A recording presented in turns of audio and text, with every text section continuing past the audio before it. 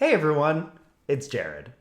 Today, I'd like to take a look at how to improve your team's survivor tank play in Left 4 Dead 2. Now, a lot of teams struggle with knowing what location to take the tank in, including what position your teammates should be in during that tank, how to protect your teammates, what the enemy team SI is, things like that. So let's dive in today and see if we can learn a thing or two about how to play a better survivor tank. So I'd like to take a look at a recent tournament match between Team Fear Factory and Team VAC. And I wanted to take a look specifically at a few things about what location to take the tank in. Now, a lot of people don't realize that actually the tank really begins the hit before when the tank spawns. Because you have to think about where the survivors are wanting to take the location of the tank. So I wanted to really take a look at how this survivor team of Fear Factory thinks about the location of taking the tank prior to actually spawning the tank. So the survivor team knows that the tank is about to spawn because they can see the percentage in game, and they know that the enemy team has a special infected hit up.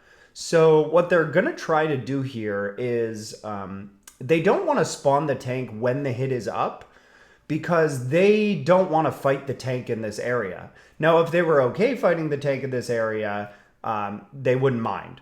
But they're trying to bait the hit here. They're trying to get the special infected to go, and they successfully do get the special infected to hit. This moment of shutting down the hit actually leads to the survivor's ability to play the tank in their tempo.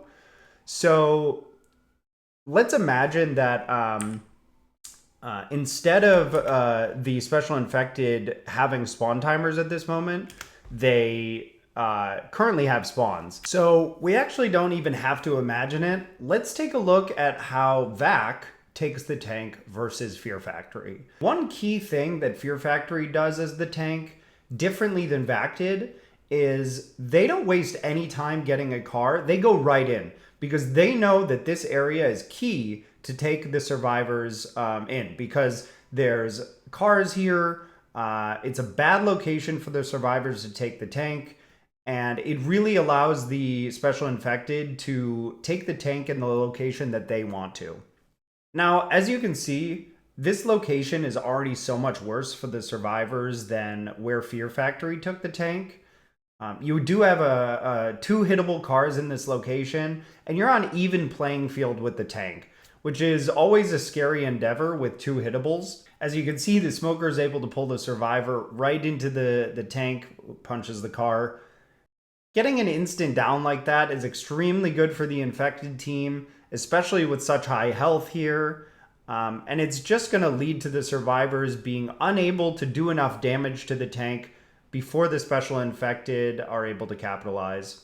And this is such a dramatic difference between Fear Factory tank and VAC tank. The location really does matter here. So let's go back to Fear Factory and see how they took the rest of the tank. The survivors are already well and far away from the tank when the special infected get their spawns. This is actually quite key, especially to this tank area.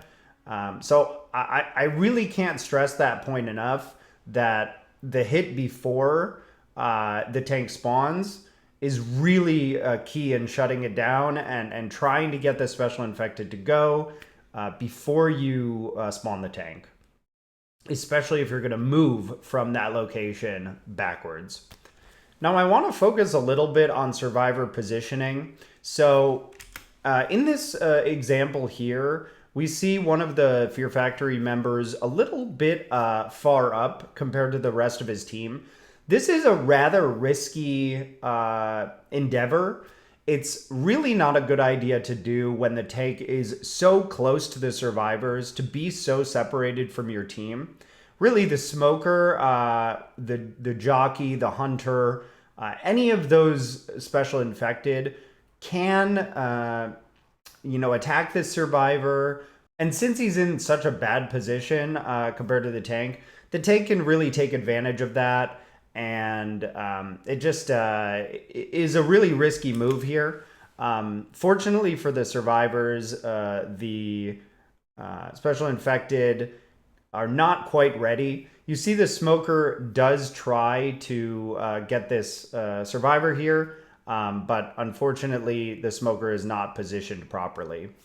Now, I want to take a moment to look at exactly where the survivors are positioned. This is quite a good configuration for this location. This location in general is quite good for survivors because you have this high roof where the tank needs to get up onto to be able to push the survivors off. The special infected have a hard time getting on this roof and capping the survivors. You know, as Anakin said, got to have the high ground. It's very important in Left 4 Dead 2 as well. After the cars punch down, one of the survivors, who's located kind of on the right, drops down immediately. One of the risks of having your team on the roof is there's always the possibility of one of those members being kind of being taken and kept up there or separated from your team after everyone drops. So dropping together is very important in those moments, but the tank pushes them off, and that leads to a bit of separation. Fortunately for the survivors, they do have an Uzi that's able to clear the survivor. So I think all in all, this is a really great tank taken by the survivors. It really shows the benefits of the location that you take the tank in, shooting the tank ahead of time before he enters your location, and trying to cover your teammates as best as possible, staying at least two survivors and two survivors together. There was a little bit of separation, but fortunately for Fear Factory, the team was not able to capitalize. So I really hope you found this video helpful on how to improve your team's tank survivor play. I think it really comes down to some very basic changes that can be made to really improve your ability to shut down the tank, to protect your teammates, and to ultimately win the match. So thanks so much for watching, and see you on the next video.